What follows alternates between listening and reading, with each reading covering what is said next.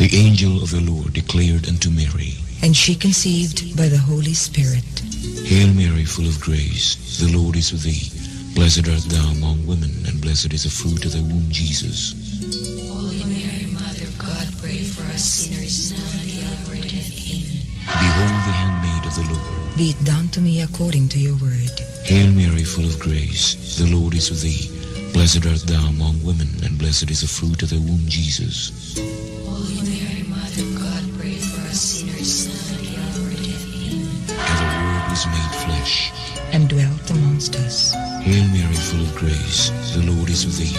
Blessed art thou among women, and blessed is the fruit of thy womb, Jesus. Holy Mary, Mother of God, pray for us sinners, now and at the hour of death. Amen. Pray for us, O Holy Mother of God, that we may be made worthy of the promises of Christ.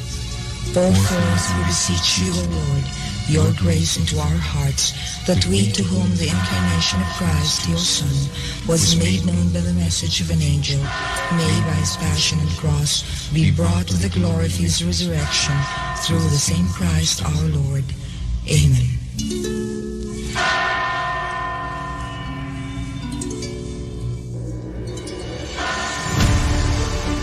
Kini ang simbianan sa RPN, Radio Philippines Network, DXKS, DXKS, Jess Otsen, ang inyong Radio Ronda, 5,000 watts, nagsimbiya sa ikatulong andana sa UFCO Lim Building, Borromeo Street, Dakbayan sa Surigao. RPN, Radio Philippines Network, DXKS, Jess 80, ang inyong Radio Ronda. This is News Night, where we go above and beyond the headlines. I'm Pia Ontiveros. Tonight on the program, just a day after yet another group of foreign tourists test positive for COVID-19, the government eases protocols for some inbound travelers.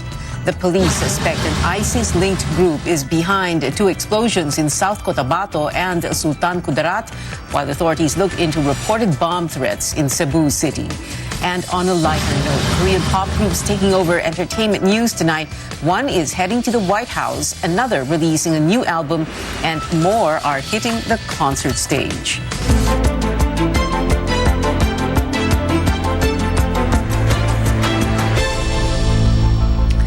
A potential COVID-19 surge is not stopping the government from loosening restrictions. All inbound travelers will no longer need travel insurance and a negative antigen or RT-PCR test taken before departure. The Interagency Task Force will lift these requirements beginning Monday, May 30th, but only for visitors who have received at least 3 COVID-19 shots. Just yesterday, 14 more foreign tourists and 2 crew that went diving at the Tubataha Reef in Palawan tested positive for COVID-19. Their samples are under surveillance for variants of concern. In the meantime, minors 12 to 17 years old are required to show proof of primary vaccination with 2 doses to enter the country, while those younger are exempted but must be accompanied by vaccinated and boosted guardians. As for college students, Malacanang says it is waiving the mandatory medical insurance for in-person classes. Now, the easing of restrictions comes as most of the country remains under the lowest alert level. Metro Manila and several other areas will keep their current alert status from June 1st to the 15th. 41 cities and provinces will have the stricter alert level 2, as shown on your screens. The province of Davao Oriental will downgrade to alert level 1.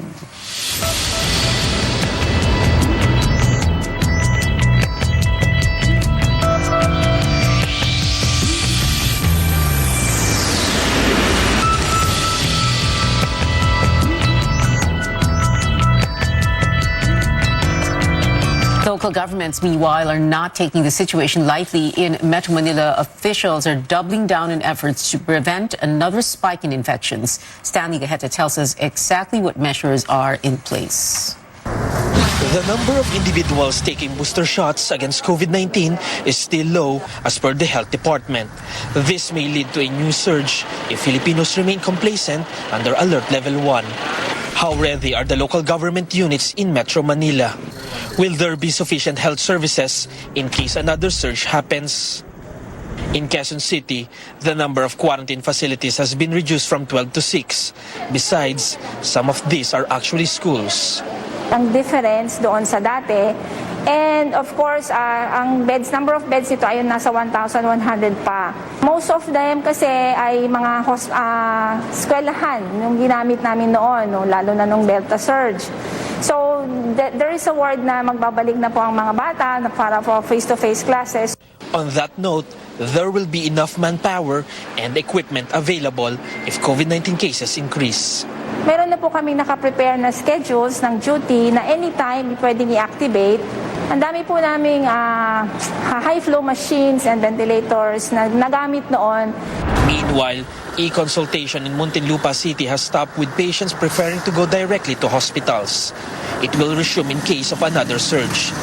The city also has a mega quarantine facility available despite its low number of patients currently being admitted.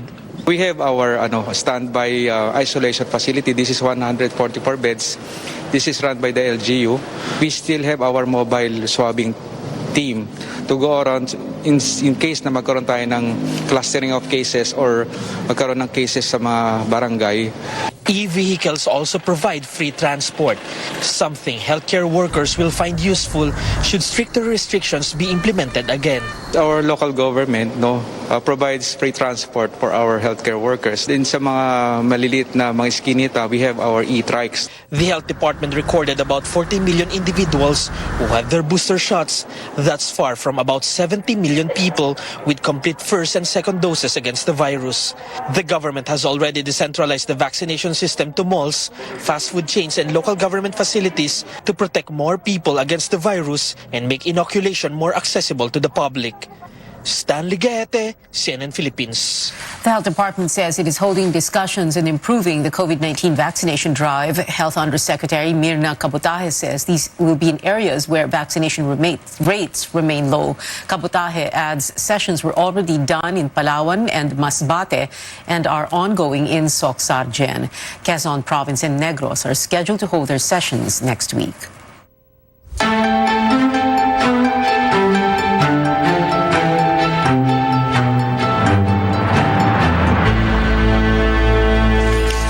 The Duterte administration is now working to turn over pandemic-related reports to the team of President-elect Bongbong Marcos. No formal talks yet between the outgoing and incoming administrations, but Presidential Advisor for COVID-19 Response Vince Dizon says they are preparing documents that could be of use to the new officials. Ang DOH ang magiging lead agency para sa transition ng COVID response at nasa bagong administrasyon kung ano ang gagawin nilang approach. Ang gagawin lang namin ngayon ay hinahanda namin at dino-document natin lahat ng ating mga best practices, lahat ng magagandang ginawa, lahat ng mga lessons, lahat ng mga challenges, at yan ay itatransition natin sa bagong administrasyon. When asked if he will still be part of the COVID-19 response, Dizon said it would depend on the Marcos administration. Marcos has yet to name his health secretary or state if he will retain the National Task Force against COVID-19. Outgoing Bangko Sentral Governor Benjamin Diokno says he is already studying the Finance Department's proposal to increase taxes and introduce reforms to help the incoming Marcos administration settle loans. Diokno has accepted President-elect Bongbong Marcos's offer to become Finance Secretary. I'm actually looking at this proposed fiscal consolidation package, and some are good, some may have to be revised.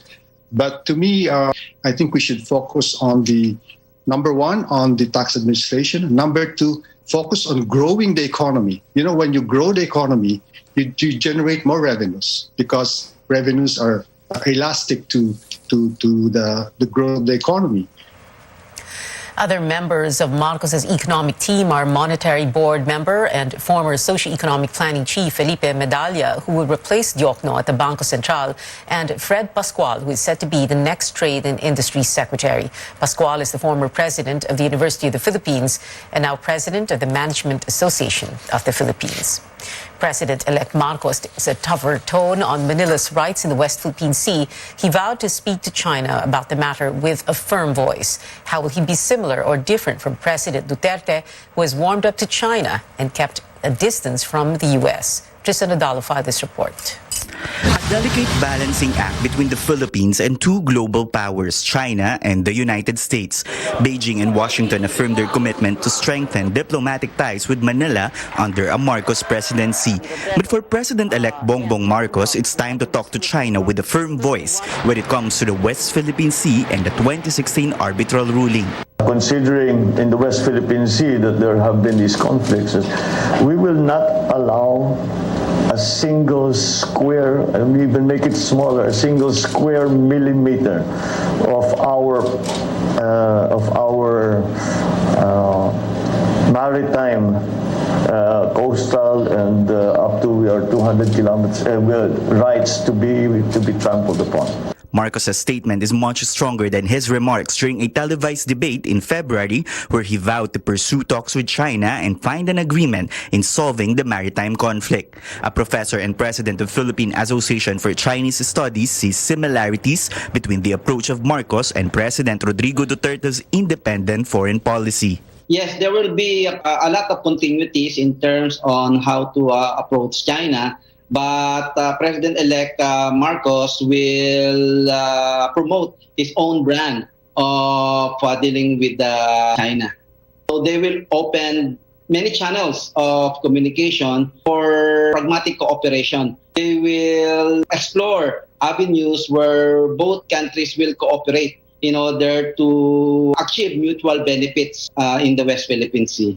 Another foreign relations expert weighs in on Marcos's pronouncements. He says the president-elect should veer away from vague messaging and lay down his plans as chief architect of foreign policy. Marcos Jr. should play his cards well in engaging with China and the United States. His actions must be erudite and strategic at the same time. We're not seeing that it should be a carbon copy of what President Duterte has done so far. We wanted to see the specific actions on how to implement the independent foreign policy. Former Foreign Affairs Secretary Albert Del Rosario says he is grateful for Marcos's uncompromising stand on the 2016 arbitral ruling. Del Rosario, who was DFA Secretary under the Aquino administration, lauds Marcos for saying that the 2016 arbitral ruling is not only a claim but also a right. Del Rosario says that while Marcos is off to a good start in dealing with the West Philippine Sea dispute, he says that Marcos should continue raising the arbitral ruling in the United Nations General Assembly, consolidate the support of allied nations, and make sure that we will have a credible defense system to further protect our territory. Tristan Udalo, CNN Philippines. Former COMELEC Commissioner Rowena Guanzon faces a graft complaint over the supposed premature disclosure of her vote in the disqualification case against then-candidate Bongbong Marcos. The Citizens Crime Watch group, led by lawyer Ferdinand Topacio, filed the complaint before the Office of the Ombudsman. The group says Guanzon violated the Anti-Graft and Corrupt Practices Act for revealing her vote ahead of the COMELEC First Division and identifying Commissioner Amy Ferolino as the author of the resolution. Guanzon accuses Topacio of holding a grudge against her as she earlier sued him for unjust vexation. Topacio denies filing the complaint for personal reasons. Straight ahead on Newsnight, the satellite internet service firm of Elon Musk is officially entering the country. And K-pop fans are in for a treat with 4 K-pop acts on one stage this weekend. Details right here on CNN Philippines.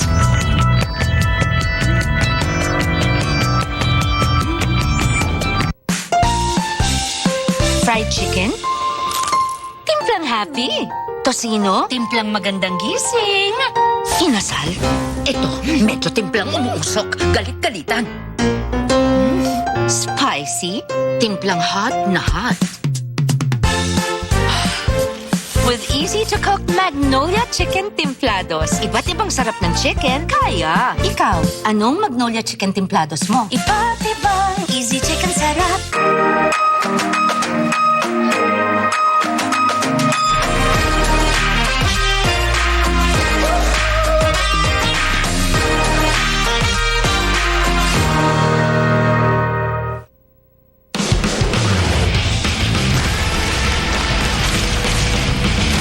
Pag ang tama, mali, di makagalaw, wasak, kumukuhit, sakit ulitin. Ang Red Horse Beer, kapag ang lasa, ang sipa, tama, kayang sumabay para sa isa pang bote. Sarap ulitin ng lakas ng tama pero di wasak.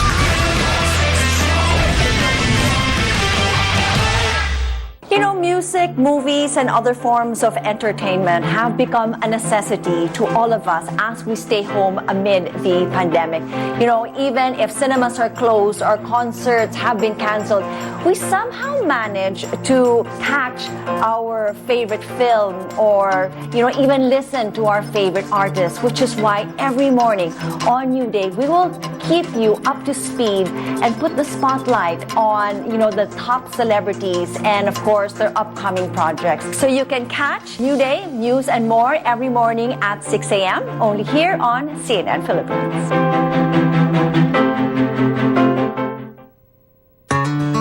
People are more aware of sustainability, pero nandun pa rin yung challenge on how to really live the sustainable lifestyle. You always have to look for something deeper. Ano yung magiging impact niya sa buhay mo? You always have to start somewhere. Small steps are always better than nothing. Gusto namin, nakukuha rin ng ibang tao yung idea and ma-replicate. Kasi yung ganitong mga bagay, zero waste, pagtulong sa mga farmers, para lumaki yung impact, kailangan mas maraming gumawa.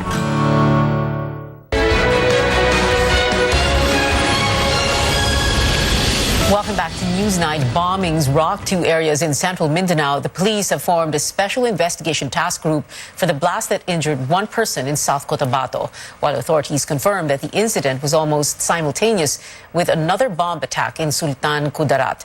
As George Cahilas tells us, the military sees an ISIS-linked group as behind the bombings. A bus explosion caught on CCTV rocked Coronadal City, South Cotabato on Thursday noon, injuring one person and causing fear among its residents. Initial report says the bomb was inside an unattended bag left on the bus. Some 30 kilometers away from Coronadal blast site, another explosion occurred almost simultaneously in Tacurong City. Synchronized, cellphone initiated. Sabay-sabay, 12:30 pareho. The military identified the members of Daula Islamia as the perpetrators of the bombings. Their possible motives, extortion and diversionary tactic. Authorities have been conducting operations against the group that killed some of its members and injuring its leader, Abu Turaife. Nagkaroon tayo ng aerial bombing, sir, somewhere in Maguindanao 2 to 3 days ago, which meron silang na-encord na mga casualties to include yung leadership nila. They are diverting our focus military operation through this action para inisip nila na mag-shift tayo ng focus. While the Daula Islamia in Central Mindanao is believed to be losing membership, Philippine Institute for Peace, Violence and Terrorism Research Chairperson Romel Banlawi says the group is still capable of launching violent attacks. Mainam na nga na ganyan dahil hindi nagkaroon ng mass casualties yung kanilang violent activities, pero hindi ibig sabihin ay magiging kampante na tayo, magpatuloy tayo sa pagmamatyag sa kanilang galaw dahil meron pa rin silang intention talaga na ma-revitalize yung kanilang grupo. Sa ngayon, they are tremendously down, but they are not yet totally out. Authorities are still identifying the suspects behind the attacks. They vowed to ensure that a similar or more destructive episode won't happen again in the area. George Cahiles, CNN Philippines. Police are investigating the reported bomb threats in 4 areas in Cebu City. Circulating text messages reached government employees Thursday that bombs were planted at City Hall, the Hall of Justice at the North Reclamation Area, Carbona Public Market, and along the Cebu-Cordova Link Expressway. Authorities did not find any bombs in these areas. The bomb scare happened about the same time explosions were reported in Mindanao. Police say they are coordinating with the Anti-Cybercrime Unit to find out who was behind the text messages. Acting Cebu City Mayor Dondon Ontiveros called for a meeting with police station commanders and ordered strict monitoring of people arriving from other provinces. In other news, the Senate Blue Ribbon Committee's report on the Farmally controversy appears to be in limbo. Chairman Richard Gordon says it still lacks 2 signatures from members. That has been the case since February. Only 7 regular members have signed the report when it needs the majority or 9 members to send it to the plenary for approval. In a text message to CNN Philippines, Gordon said he will try to sponsor it at the plenary on Monday. When asked if he's expecting 2 other colleagues to sign the report, Gordon said, quote, "Hope for the best," unquote. After 18 committee hearings, Gordon recommends charges against President Duterte, Health Secretary Francisco Duque, and other government officials and personalities over anomalies in supply deals cornered by Farmally Pharmaceutical at the height of the pandemic. The report is now in limbo with only 3 session days left in the 18th Congress. Senate President Tito Soto adds 2 Farmally executives detained at the Pasay City Jail are also set to be released after a session adjourns on June 3rd. News overseas now. The small community of Uvalde in the U.S. state of Texas is still suffering from the deadly shooting that took away over a dozen lives. Chris Nguyen reports authorities are trying to determine why no one confronted the gunman before he entered the scene. This is the agony of parents waiting outside of Robb Elementary, pleading for police to go inside as authorities say a gunman barricaded himself inside of the school Tuesday. He walked in unobstructed initially. So from the grandmother's house to the bar ditch to the school, into the school, he was not confronted by anybody. Inside, nearly an hour of sheer terror as students and staff hid. We were all hiding behind the stage in the cafeteria when it happened. The gunman shot and killed 19 students and 2 teachers in a single 4th grade class. Among the victims, 10-year-old Amarie Jo Garza, whose father said she was trying to call for help when she was shot. I just want people to know that she just died trying to save her classmates. She just wanted to save everyone. Many questions remain about how this man was able to get inside the school and the red flags that could have been raised prior to the shooting, including text messages to a teenage girl where he writes, "I'ma go shoot up a elementary school right now." Why did he do this? Who is this man? The suspect. We're going to find out. Meanwhile, outside the school, a growing memorial as Uvalde tries to heal from the pain. CNN's Chris Nguyen there reporting. New COVID-19 cases and deaths are declining in most parts of the world. The World Health Organization reports weekly infections in various regions have continued to fall since the peak in January. It says only the Americas and the Western Pacific are seeing an increase in cases. Aside from COVID-19, the United States is monitoring more monkeypox infections. The U.S. Centers for Disease Control has identified 9 new cases in 7 states. All cases are within men who had sex with other men. The CDC says it is still uncertain if the outbreak will become a major concern in the U.S. If monkeypox circulates widely here in the United States, would we worry that it could become endemic here, meaning that it would circulate at low levels among people, or in zoonotic, meaning that could there be a wildlife or animal reservoir that could occasionally affect people? I think we're in the very early days of our investigations. I think that we are working hard to identify cases, and we don't yet know how many there might be. We're working hard to contain the cases that are happening so they don't spread onward. So I think it's a little too early to tell. Here at home, health officials are conducting internal talks for the possible acquisition of antivirals. They're also exploring sources of monkeypox vaccines.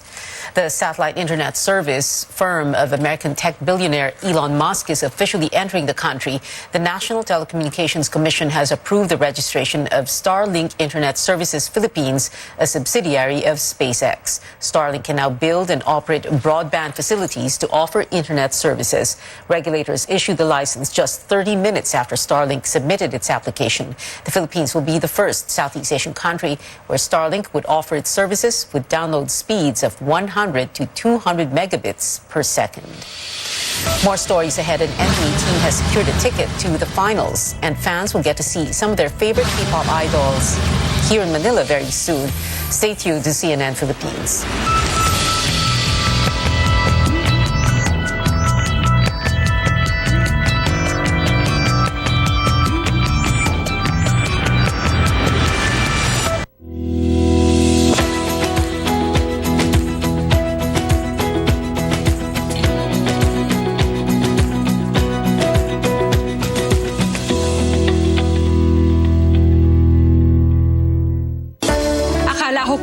the universe was the ultimate.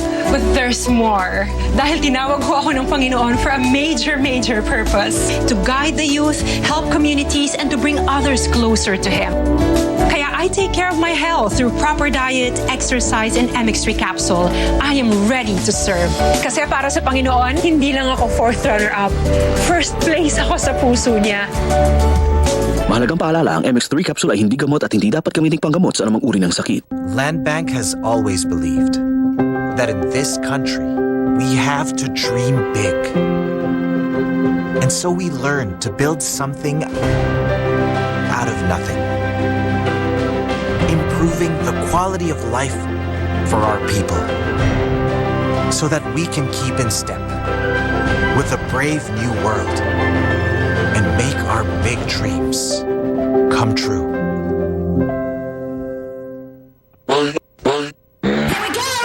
Another day, another adventure. We're going to talk about how to look and feel your best. Ano nga ba mga bagay na dapat i-share at dapat hindi?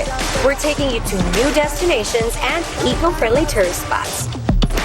Let's get moving. Hashtag proud moment. Ganda nun. Always rise up, and for sure, you will always get there. What we put in our bodies is actually what keeps us going. I am doing this because this is my passion.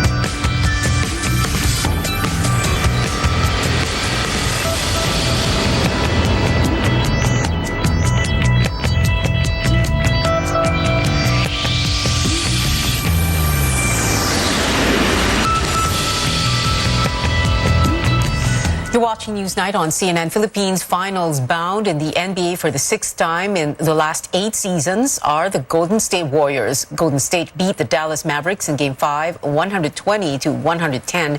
Klay Thompson scored 32 points for the Warriors. Stephen Curry went home with another victory, taking the first Magic Johnson Western Conference Finals MVP award. To face the Warriors for the championship are either the Boston Celtics or the Miami Heat. The Celtics lead the Eastern Conference Finals 3-2. The sixth match is set tomorrow, 8:30 a.m. Philippine time. K-pop news now. BTS is going from the stage to the White House. The award-winning group will meet with U.S. President Joe Biden next Tuesday to address anti-Asian discrimination and discuss Asian representation. President Biden says he's committed to change, signing into law last May an act giving police resources to investigate hate crimes. For fans of 17, the boy group dropped a new music video and album today. Face the Sun, the K-pop artist's fourth record, is out. And so is the video for its upbeat title track, Hot. Let's take a look.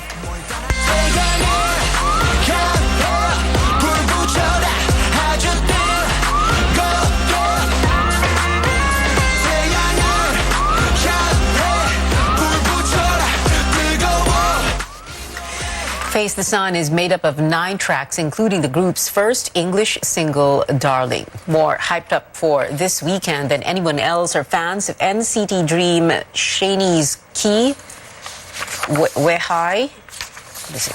Wehai, and Alice, Begin Again. K-pop edition 2022 is happening this Sunday, 5 p.m. at the Araneta Coliseum. This is the first K-pop concert in the country since the pandemic. Only 5 members of NCT Dream will grace the stage because Mark and Hee-chan have activities in Japan. The 7-piece group is also the new face of local clothing brand Pen Shop. NCT Dream has joined fellow K-pop stars like Lisa of Blackpink and Cha Eun-woo or Yoon Woo of Astro as the company's ambassadors. And that is it for now. Join me again on news.ph at 7 p.m. I'm Pia Ontiveros for Newsnight, where we go above and beyond the headlines.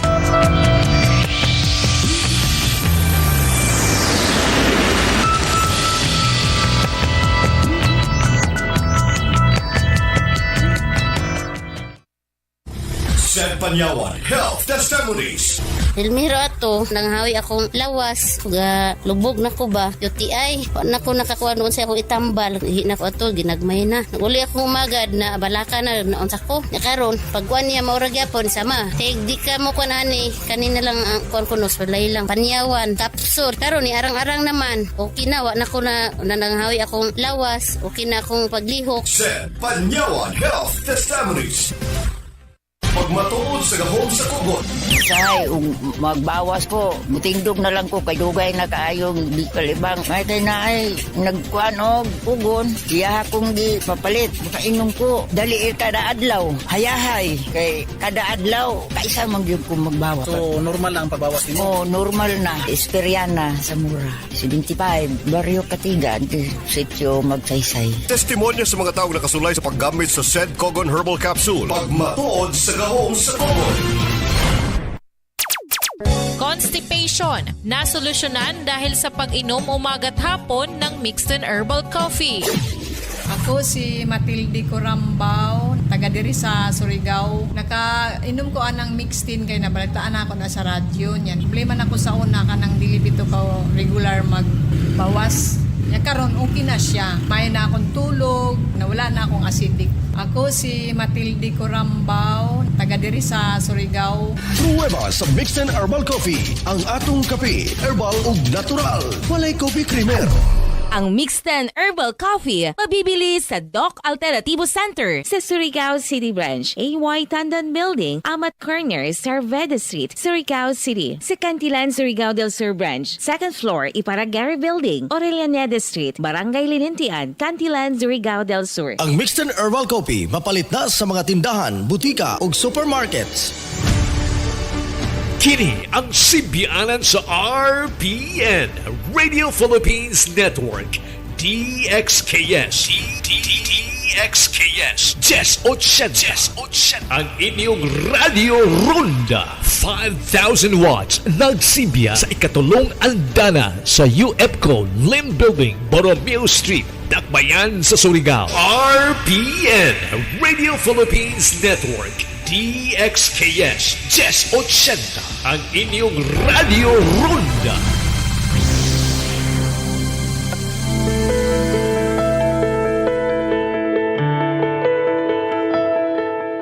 Sedentary living due to pandemic restrictions is leading to lifestyle diseases.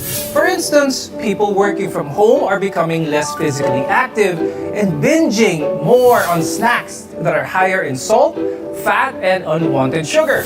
One common condition resulting from these behaviors is hypertension, and one of the most dangerous and also one of the conditions.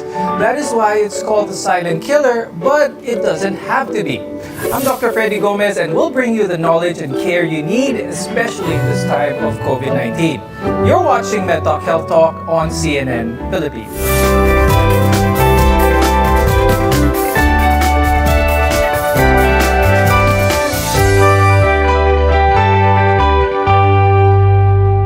Watching your blood pressure is important because your arteries carry blood from your heart to other parts of the body.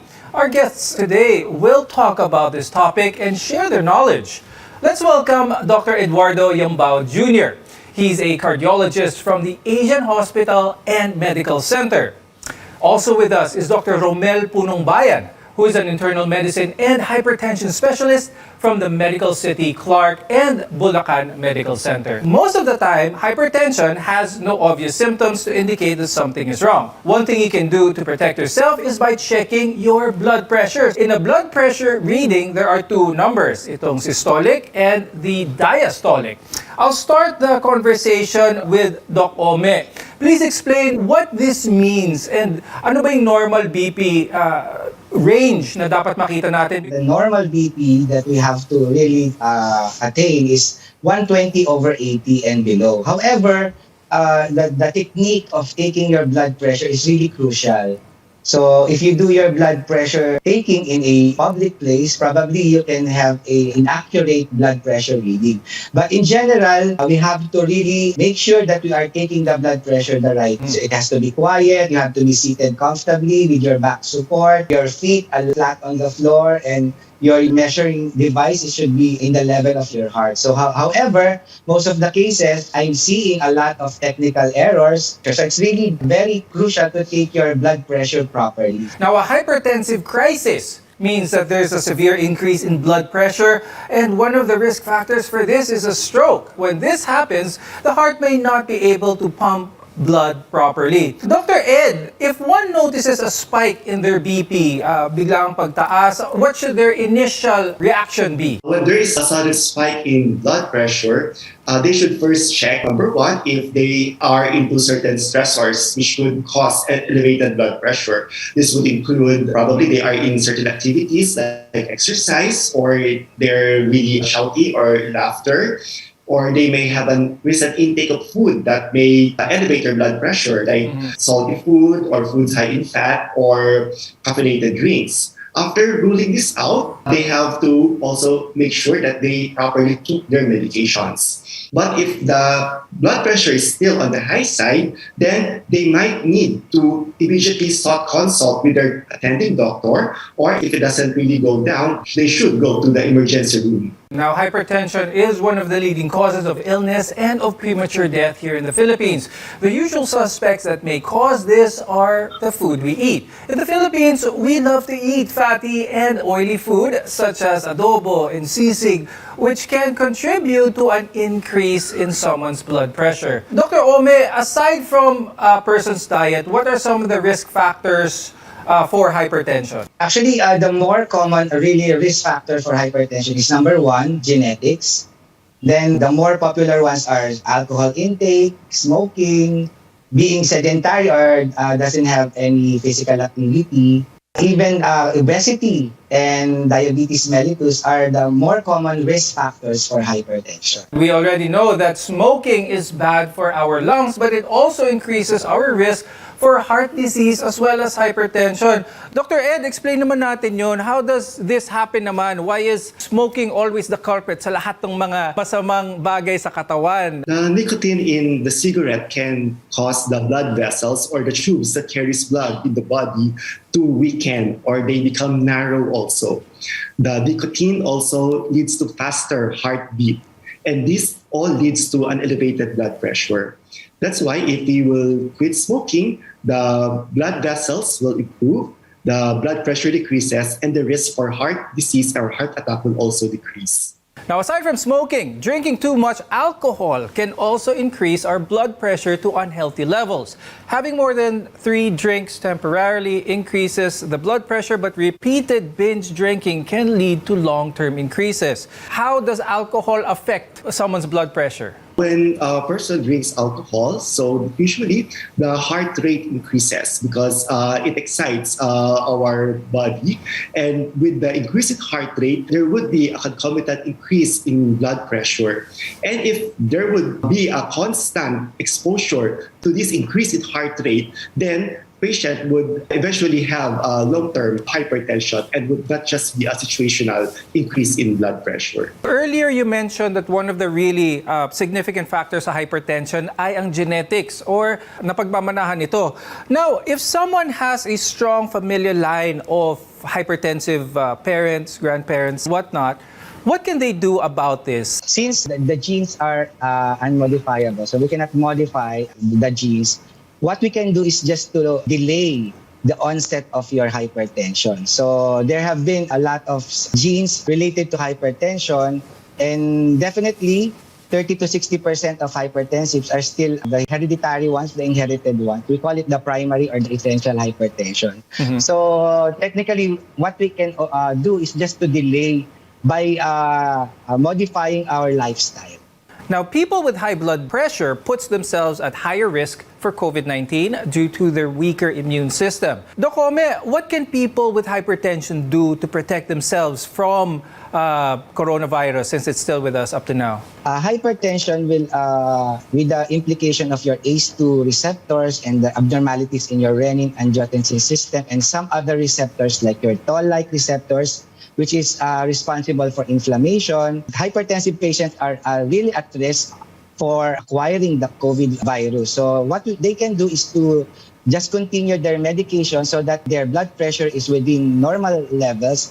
Probably it will lower the risk for them to acquire the infection. Doc Ome, as a follow-up to that, with regards to vaccinations, there's been a lot of conflict, especially when it comes to the vaccination sites. Hindi pumapasa yung mga hypertensives dahil mataas ang BP nila, either hindi nila nakukuha yung booster nila or vaccination nila. What is the current guidelines now? Ano bang dapat alalahanin ng mga hypertensives whenever they get their vaccine or their booster? They have been instructed to continue their hypertension medications before going to the vaccination site because, Filipinos are really needle phobic. So when they go to a vaccination place, there's an increased stress. Mm-hmm. So the tendency is for them to elevate their blood pressure. So the better thing to do is before going to the vaccination site, make sure that you take your regular antihypertensive medication. Now, when left undetected, hypertension can cause a number of problems. When we return, we'll talk about the complications of hypertension. We're your connection to healthcare. You're watching MedTalk Health Talk.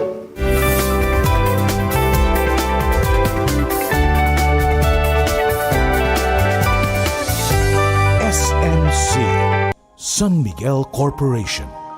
Bisag unsang industriya ang sudlan niini, tinguha sa SMC ang pag-uswag o paglambo sa mga Pilipino. Karon, gikan sa SMC, aniya na ang SMC Davao Cement. SMC Davao Cement, gama sa Davao para sa Mindanao. SMC Davao Cement, ato ni Bay. Protektahi ang imong mga mata batok sa delikado ug makadaot nga ultraviolet nga silaw sa adlaw ug uban pa. Pinaagi sa pagsulob og eksakto nga prescription sa antiyohos o antipara. Likay ang mga simptomas sama sa hanap nga pananaw sa layo o duol nga basahon, sakit sa ulo ug uban pa nga makaapekto sa atong kahimsog nga ang hinungdan depekto sa atong mga mata. Alang sa kumpleto nga primary eye care, contact lenses, fashion eyewear, computer eyeglasses, sunglasses, accessories ug uban pa, adto kita sa AG Buñuel Optical Clinic. Ang AG Buñuel Optical Clinic nagpahinumdum kanato nga ang kahimsog sa atong mga mata usa ka prioridad nga angay ipa-check up kausa matag tuig aron pagsiguro nga luwas kita sa piligrong mga sakit. Pinagi sa lisensyado og qualified optometrists nga maoy mo prescribe sa eksaktong kagamitan og kung primary eye care ang paghisgutan. Duaw lang silang buhatan sa 3636 sa Nicolas Street, Surigao City ug adunay ilang extension office sa Aurelianida Street, Cantilan, Surigao del Sur. Ayaw kalimti higala, AG Buñuel Optical Clinic. Ang AG Buñuel Optical Clinic doon na branch dito sa lungsod sa Dapa sa may Lupis Haina Street, Poblasyon Dapa, Surigao del Norte. Ang AG Buñuel Optical Clinic dinhi sa syudad ng Surigao no transfer na sa bag-ong location sa Nicolas Street Ragyahapon, tapad sa Garcia Hotel at bang sa Unicity. Ang Riverside Parts Master Incorporated na silang bagong location sa Dalan, Burgos ning atong syudad. Mahimo niyong tawagan sa telephone number 231-7478 or 826-3663. Mga produkto nga inyong mapalit, genuine, Makita Power Tools sama sa planer, drill, grinder, Triton Paints, construction supplies, angle bars, flat bars, GI pipes, automotive spare parts, Firefly electrical devices sama sa switches, bulbs ug outlets. Adto ang Riverside Parts Master Incorporated sa ilang bagong pwesto sa Dalan, Burgos ning syudad. Makahangyo ka o makabarato pagyod diha sa Riverside Parts Master Incorporated. Sipon plus baradong ilong na may kasamang pananakit ng ulo? Pre, ba't ka nagtitiis? Kung meron namang Calabo Premium Rub, Calabo Premium Rub, isang pahid lang, nanunuot ang sarap sa pakiramdam sa ulo, ilong at sarap sa may ginhawa. Tandaan, basta sipon na may kasamang sakit ng ulo at baradong ilong, magpahid lang ng Calabo Premium Rub. Mabisa, kaya sigurado. Gawa ng Jesser Marketing. Mabibili na ngayon sa mga butika. Ang kapinghot sa ilong nga imong giantos, hasol kaayo kini, hilabi na kung apilan ng pagsipon nga lisod tangtangon. Sulay higala ang gahom sa Calabo Premium Rub. Ipahid palibot sa imong ilong. Aron ang gahom sa Calabo Extract inubanan sa malunggay and virgin coconut oil manuhot-suhot kini. Calabo Premium Rub, ang sulbad sa pinghot nga ilong. Calabo Premium Rub is a quality product of Jesser Marketing. RPN Radio Philippines Network, Radyo Ronda, DXKS Surigao, member kapisanan ng mga broadcaster ng Pilipinas.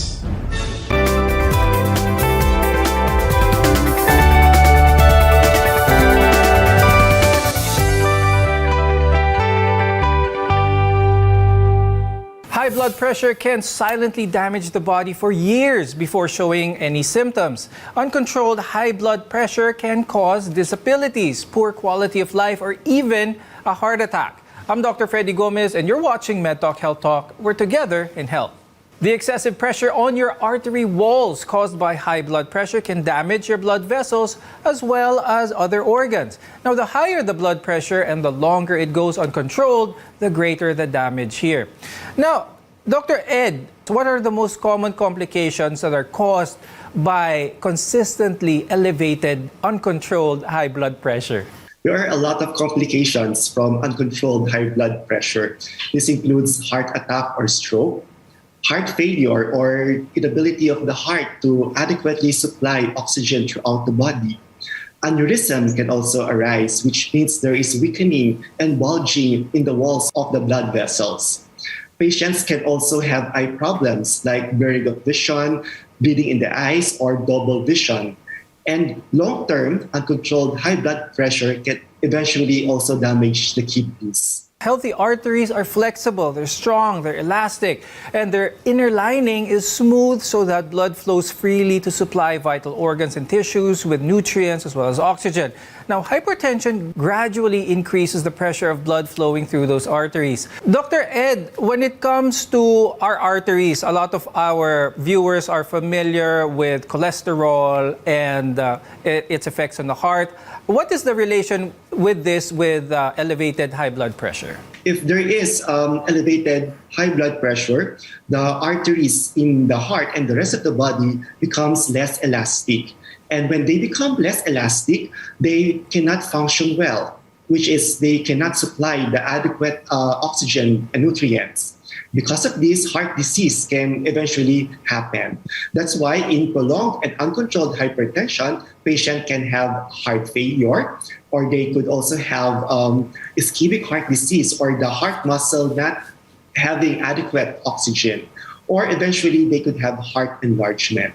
And they would feel shortness of breath, they could experience chest pain, or they get tired easily when this happens. Now, elevated blood pressure, as explained, can cause many heart problems such as coronary artery disease, enlarged left heart, as well as heart failure, as Dr. Ed mentioned. But Dr. Ed, nowadays we associate all of these elevated blood pressure with a certain body type, with diet, too much cholesterol in the diet, too much unhealthy eating or whatnot. But is that the case nowadays? Meron bang itsura ang isang hypertensive?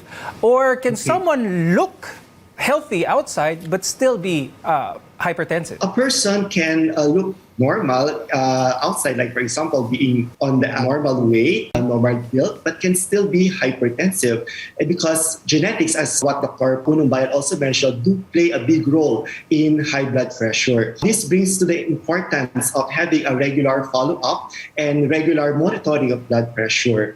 And other factors like food, obesity could just factor in or further aggravate a person with genetically predisposed condition to develop hypertension. Now, hypertension can also damage the brain because our brain depends on a nourishing blood supply to work properly.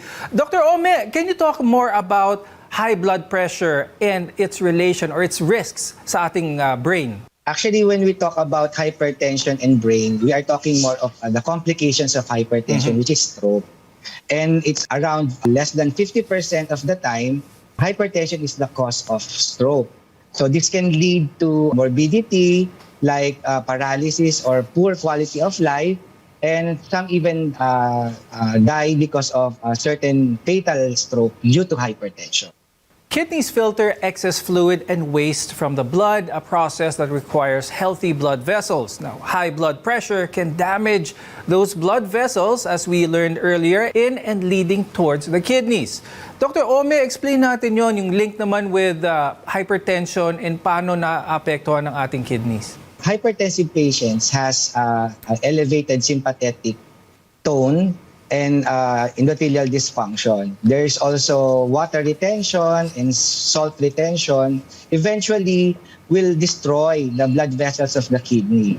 And this will lead, at worst, they go to dialysis. Let's talk about the eyes, because hypertension can also damage the blood vessels that supply blood to the eyes. And this can cause retinopathy, choroidopathy, or even optic neuropathies. Dr. Ome, pag-usapan naman natin yung link of hypertension sa mata. Because when you are hypertensive, your blood vessels in the eyes, specifically at the retina, will have some abnormal changes. There will be thickening of your intima, and there will be increased degeneration of the hyalin of the blood vessels of your eyes. Eventually, this will lead into poor circulation, and eventually, this will even cause blindness. Okay. Now that we know what hypertension can lead to, it's important that we know how to lower it and stay healthy. Your health is our mission. This is MedTalk Health Talk.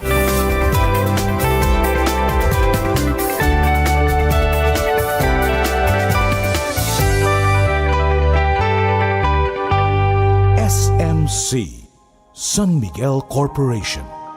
Bisag unsang industriya ang sudlan niini, tinguha sa SMC ang pag-uswag o paglambo sa mga Pilipino. Karon, gikan sa SMC, aniya na ang SMC Davao Cement. SMC Davao Cement. Gama sa Davao, para sa Mindanao. SMC Davao Cement. Ato ni Bay. Maayong balita sa tanan sa atong panginahanglan sa panimalay, mga gamit, ingon man mga dekorasyon, pwede na natong mapalit diha sa Wellington Bazaar. Anausab sa Wellington Bazaar ang mga bestidahon, karsunison, plain t-shirt, plastic chair, floor mat, mantel, banig, folding bed, habol, mosketero, trapal, lideret, basketball, stuffed toys ug mga dulaan sa bata. Ang Wellington Bazaar ana magalagad kanato sa Dalan Kaimo ning Dakbayan sa Surigao. Wellington Bazaar, gikan sa mga kawani ug tigdumala sa Wellington Bazaar. Maayong adlaw alang kaninyo. Wellington Bazaar, sukyon ta sa kanunay. Uy, Day! Naunsa man ka, Day? Day, kanang glisod na mga kakita, Day. Uy! Sus, naunsa ba ka? Uy nga, katong ni aging bulan. Okay pa man ka? Naunsa di karon? Laot siguro ni sisingunit aning cellphone kanang si computer, Day. Da, mo lagi na akong ingon ba? Uy, Day, nakoy balita para sa imuha. Gamit og Lutein Plus, uy! Lutein Plus? Oo, tungod ang Lutein Plus, Day, duna kini 13 ka-ingredients. Hindi lang kini para sa mata, kundi sa imuhang tibuok lawas. Nga maka-assist pod sa imuhang anxiety ug depression. Ang Lutein Plus, usa ka award-winning brand nga gikan pa sa New Zealand. The award-winning supplements from Clean Green New Zealand Omega Plus ang support sa heart and blood system. Ang Lutein Plus ay 13 ka mga ingredients lakip ng vitamins A and C. Dili lamang kung maradyaw sa atong pananaw, nagsuporta sa binis sa ato intiro lawas ning panahon nga jara kita kuman sa COVID-19 pandemic. Kinahanglan magpabilin kitang himsog inom sa Lutein Plus, Omega Plus and Primrose Plus Soft Gel. Inintanan available sa New Family Drug, Palma Drug sa Aquarian Pharmacy. Kalabo with garlic plus lemongrass and turmeric. Maayo kini alang sa mga naganto sa high blood. Kung perming kasakit ang imong tangkugo, kung masobraan ka og kaon sa mga lamiang pagkaon, basig ning tukar na ang imong high blood. Pag tumarhigala og kalabo with garlic plus lemongrass and turmeric. Usa ka capsule bago mo gaon aron siguradong protektado kang kanunay. Kalabo with garlic plus lemongrass and turmeric. Masaligan og siguradong epektibo batok sa high blood. Kalabo with garlic plus lemongrass and turmeric. Kalabo with garlic plus lemongrass and turmeric is a quality product of Jesser Marketing. RPN Radio Philippines Network. Radyo Ronda DXKS Surigao. Member, kapisanan ng mga broadcaster ng Pilipinas.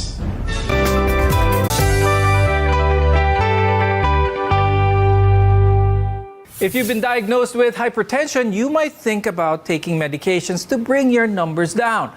But lifestyle plays an important role in lowering your blood pressure as well. I'm Dr. Freddy Gomez, and you're watching MedTalk Health Talk, where your care always comes first. If you successfully control your blood pressure with a healthy lifestyle, you might avoid, delay, or even reduce the need for medications. Dr. Ome, what lifestyle changes should one make to lower their blood pressure? diet and lifestyle really has a great impact on the blood pressure. So we have to have a regular exercise, not being sedentary. So at least it's more of most days of the week, at least 30 minutes moderate intensity cardio or aerobic exercise. And definitely we should have a good diet. Specifically, we call a good diet DASH diet approach to stop hypertension. This is composed of whole grains, vegetables and fruit, less of saturated fat and trans fat, high in potassium, and definitely low in sodium. This is a great way to lower your blood pressure as much as 10 millimeters mercury on your systolic blood pressure. Having high blood pressure typically shows no symptoms, which is why it is important to have yourself checked regularly by a medical expert. But home monitoring can also help you keep tabs on your blood pressure and if certain lifestyle changes are working. Now, make sure to talk to your doctor before you buy a gadget for home monitoring of your blood pressure. Dr. Ed, how can we properly check our BP at home? Let's start first with ano ba yung maganda to have at home? Anong klaseng gadget? We have electronic ones, we have the manual ones, we have the wrist ones even nowadays. What is your recommendation? For home BP monitoring, since usually it's the person himself will check his blood pressure, it is ideal that he use an electronic or digital BP monitor. It could either be a wrist digital monitor or the arm digital monitor, and make sure it's properly charged or it has an adequate battery so that it could function well. Then he should find a right place, a quiet place where he is relaxed, and then sit down and make sure that there's no tight-fitting clothes affecting the arm where the BP cuff will be placed. After which, place the arm just at the level of the heart and the blood pressure cuff above the elbow. Okay. Then the person should keep still and quiet while the machine is taking the blood pressure. Then after taking the measurement, he could take another 2 or 3 readings, then compare it. And ideally, the person should also record the blood pressure measurement so that he could show the readings to his doctor on follow-up. Now, Dr. Ome, nowadays with technology, there are a lot of gadgets that help with monitoring one's blood pressure. Even watches can do it nowadays. But how accurate are these? Are these something that gives as accurate an information as those as what hypertension specialists or cardiologists use in their clinic? Actually, most of the wearables, we call it the wearables, are still in the process of validation. Some of the gadgets can monitor your heart rate, can monitor the calories burned. But regarding the blood pressure, I'll still recommend those machines that has been mentioned by Dr. Ed. So these are more accurate because they are validated already. And fitness trackers are just probably an adjunct to the risk factors. Like if you do exercise, how many calories do you burn? What is your target heart rate? Probably this is the practical usability of your tracker to track your physical activity and your parameters while doing some interventions to alleviate your high blood pressure.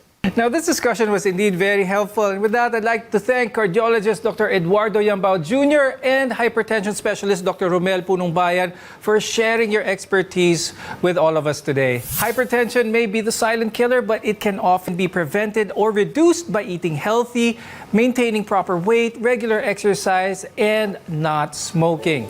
We want to be your partner for a lifetime of good health. I'm Dr. Freddy Gomez, and this is MedTalk Health Talk on CNN Philippines. We'll see you next time.